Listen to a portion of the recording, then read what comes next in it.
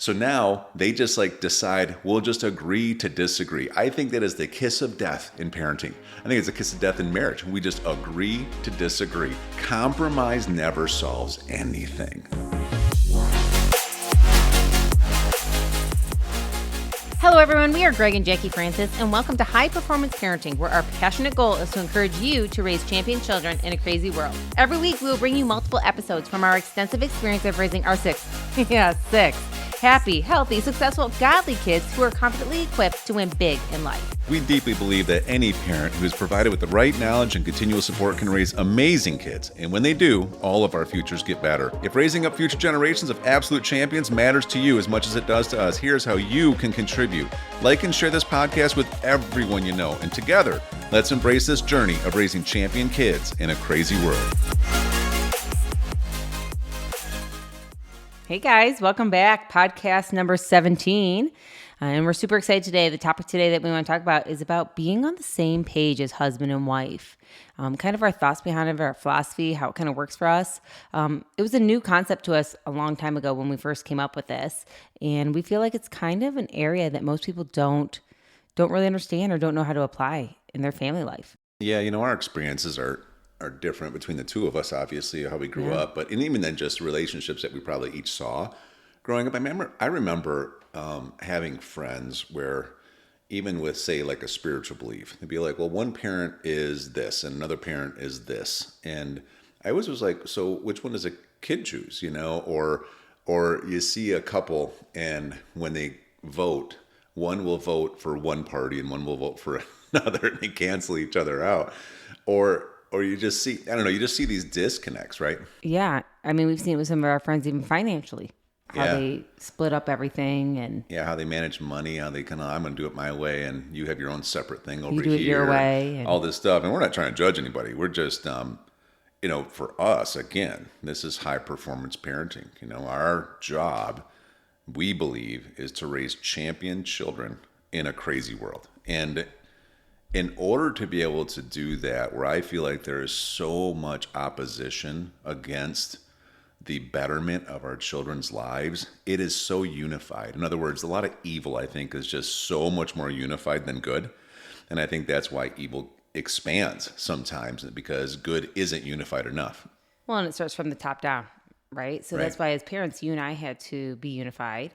And therefore, then our family could be unified with us. Obviously, we partner with God first. And then right after that, you and I have to be in alignment with what we're doing in all aspects of our life, just like some of the examples we just talked about, but also with how we want to raise our kids, how we want to discipline, how we want to discuss things. All that is so important in today's world. We have to be on the same page with that because Satan would love for us to be at odds. Right. In all areas of that. And therefore, then, not only are you and I not unified, but now our family isn't. Yeah, so a couple quick main bullet points about this, I would say is, number one thing for you and I to be unified around is our values. It's like, at the end of the day, with all of the information that's out there about everything, my gosh, Google anything today, and you can get so many differing opinions from so many different types of people with so many different types of foundations in their life or lack of foundations. And I will tell you, they can seem very compelling. They know how to market. They know how to communicate. Some of these people are very skilled at this kind of stuff, and you can get pulled into it. But at the end of the day, for you and I, we have decided that if it's not God's way, it's not our way. If it's not in alignment with biblical truths, then we aren't following it, and we don't care if it's unpopular to do that. We don't care if other people disagree with that. We just know that this is what we hang our hat on, right? And this is what we really unify had to around. Define that for us. Like both of us kind of had a different perception on what that looked like, even after reading the word. I mean, you can interpret things your own way or the way you want to interpret them sometimes. And we both have at times. And so we had to sit down and really look at things together, discuss it, actually go back and forth in the discussion a few times, and then come up with what would work best according to what lines up with our values and our faith. You and I have been doing so much leadership coaching and training and high performance training of people for so long. We've built really large teams of people. We've helped super high achievers accomplish a lot more. I mean, we've done a lot of studying leadership, studying how to create performers or performance out of no matter where somebody comes from. And, so as much as we can do that with adults, I don't know if there's a better place to start than with your own kids. And in order to do that, some basic leadership principles are, number one, that if you have two people who are leaders in one location, if they're not showing up, saying the same thing, believing the same thing, casting the same vision, then obviously people are only going to follow so much. There's only going to be so much commitment level that you can ask for from them. And we want our kids to be committed to truth. We want them to be committed to honor. We want them to be committed to unity, to love, to forgiveness, to, success, all these different categories of life, health. And so you and I know this about leadership. So, one thing that you and I have always done a lot of, and we want our children to do this in their marriage with their kids as well, is we've really taken time to hash out some of these topics on our own, you and I, individually, just you and I, before we bring these to the kids. And, and it's been an ongoing thing. I mean, our kids, our oldest are 14 right now.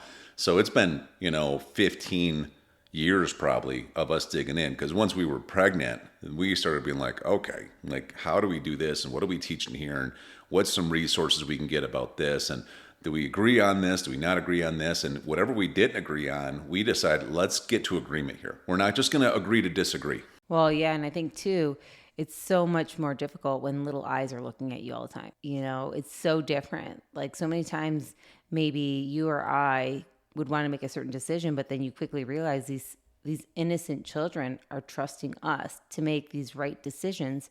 And then eventually, as they start communicating their words and speaking more, the way they almost question us if we're not doing what we said we would do as far as our standards or our values. If we're getting off track for a minute, you have these eyes that are looking at us and asking questions, whether they verbally say it or if they with their eyes are saying something to us. Yeah. And so we had to be on the right page together. Otherwise, they were going to let us know that we were off track. Right. It's, the word says, to whom much is given, much is required. And I'll tell you what, there's so much blessing in having children. There's so much blessing in being a tight, unified family. There's so much that I can't even imagine life without them anymore. When at one point, it's funny, we couldn't even imagine having them. But, but with that comes a lot of responsibility. And part of that is just doing exactly what we're talking about, where you and I do the deep work. You and I don't just kind of keep pushing things off. I heard you and I both heard this great analogy the other day. We were at a marriage retreat with a guy named Michael Jr. as a comedian. And we thought it was just going to be kind of a marriage date night, and it was going to be funny and like a comedy act. But he had some really good information on there, and one of the things, and this is such a valid point for this topic, I think, one of the things he did is he had some people go up on stage, and he said, he challenged the whole audience, first of all, a few hundred people. Oh, that was good. Yeah, and he said, all right, out of 3 categories, I want you all to stand up to cast your vote of which one you think is the most important when it comes to what an item that's really valuable in marriage. Number 1, is it comedy? Number 2, is it compromise? Number 3, is it conflict? So number 1, comedy. Everybody stand up. Of course, I stand up. Of course you I did. think. I thought it was funny you stood up. That was good. Yeah. See, that's what I'm saying. Yeah, it works, didn't it? Anyways, number 2, it was compromise. No, man, like 3/4 of the room, easily 3/4 of the room stood up for that one. I think everybody wanted to stand up for that one because we get taught that you got to learn how to compromise in order to have quality relationships. And the third one was conflict, and nobody stood up. Everybody's like, ooh, they're like, who wants that? And because so many of us are also taught to avoid conflict. Well, he puts this couple on stage, and he basically has them come up, and the guy, you could tell he had a personality where he wanted to be on stage. The wife was like, don't you dare raise your hand. And, so they're almost fighting on the way up the steps, which is great. You could see the tension. It was comical, wasn't it? It was comedy. Yeah. And I'm like, oh, this is going to be good. And he has her stand on one side of the stage. He stands on the other, and he tells her, hey, I want you to tell him that you want him to come to you, okay? And I want you to mean it. And he says, but don't you dare move. I don't want you to go to her. You stay there no matter what. And so she says, I think his name was like Larry or something. She's like, Larry, would you please come here? And he's like looking at Michael Jr. He's shaking his head like, don't you do it. And he's like, no. And you could see like the tension just grow, even though we knew that it was like a skit, even though that we knew it wasn't even real. I mean, she started getting pretty uptight. He was uncomfortable, and everybody just kind of giggled in the crowd because we're all starting to get uncomfortable. Like, this is weird. And he said, ask him again, Larry, please come here. He's like, no. And this goes on again. He does a little talking in between. One more time. Larry, I would like you to come here. Larry takes a step forward. Remember that? Oh, I remember. Michael Jr.'s like, get back there. Yes, he corrected him. Because he was starting to feel like, maybe I should just do this. And my wife's getting so uptight. Maybe I should give in. Right? So much for a fun date night. Yep. Yeah. And he basically says, listen, this is what would happen if we stood at the standoff long enough. Eventually, what are you guys going to do? And they both take steps. They walk to the middle. And he said, give her a quick hug. And everybody, oh, isn't this great? And he said, the reality is it's not. It didn't help anything. He said, because now you have two people who nobody got their way. They never really discussed why. They don't understand it. And now they're going to pretend like it's not a deal. So we can just not have to deal with being in the middle of an argument again, moving on from here forward. However, it's still in there. You're still upset. You still got this resentment building. You're trying hard not to, but you do. And he said, compromise never solves anything. I was like, wow. And I think so many parents that are trying to get on the same page, I don't even think they realize how many topics that are important in life that they have chosen to compromise on, meaning neither one is getting what they really want. Neither one is really unified with the other one, but they don't want to fight about it. They don't want to have conflict about it. So now they just decide, we'll just agree to disagree. I think that is the kiss of death in parenting. I think it's a kiss of death in marriage. We just agree to disagree. And you know what? So then you take, what he described was, hey, you need to actually deal with conflict. And he said, I want to ask you some questions. He was asking the lady. He said, what kind of emotion? Like, if you just take a minute and let yourself literally just ask the Holy Spirit, ask God right now. I know it's awkward. You're up here on stage in front of people. It's weird, probably uncomfortable. He said, but just try to close your eyes for a second and say, God, why does this bother me so much when I try to ask him to do something, he doesn't do it? And he said, just take a second. It takes like 3 seconds, felt like 30 seconds, He said, did anything pop in your head? And he said, and she said, yeah, it was something. Do you remember? It was something to do with her, I think her mom or something like that. Yeah, well, it went back when she brought it to light that at one point, it was just her and her mom, and her father wasn't there in their life. And for whatever reason, it didn't work out with her parents. And so she never had a father figure, always wanted that. And obviously she watched her mom go through some traumas of not having her husband in her life for whatever reason. And they didn't work out. And she just did not want to get hurt like that again. And she explained that she just comes from a strong woman background, raised by a single mom, and that it was more irritating her that he wasn't listening to her. And that, ultimately, she loved him, meaning her husband, but she was getting angered by the minute because it felt like she was abandoned. Right. So he wasn't doing anything wrong, but yet she needed to ask, what's going on inside of me? Right. What's creating this conflict from me on the inside versus, just looking at the situation and thinking it's the other person or whatever. But the point is, you have to get to the point where you're able to manage this conflict, you're able to dig into the conflict and get to the root of this, what is really happening here? And so, that's just kind of a quick story, what I think has a lot of power to it regarding how, we all need to press in on topics. So, the reality is, whatever stuff that we don't get unified on, our kids aren't going to have confidence in, right? I mean, whatever stuff that we're developing a belief system into our children.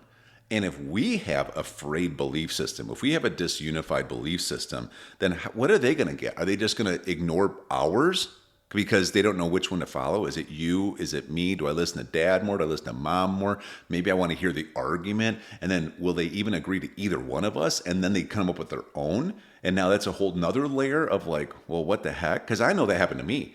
I know I'd hear my dad, he would have certain perspectives on things, and he would disagree with my mom all the time, and he would do it very openly, and he would almost put me in the middle of it sometimes, where it would be, yeah, you know what, your mom always does that. I totally disagree with that. I would never do it that way. I don't even know I should even think like that. Almost like he's trying to get me to buy into his side of it.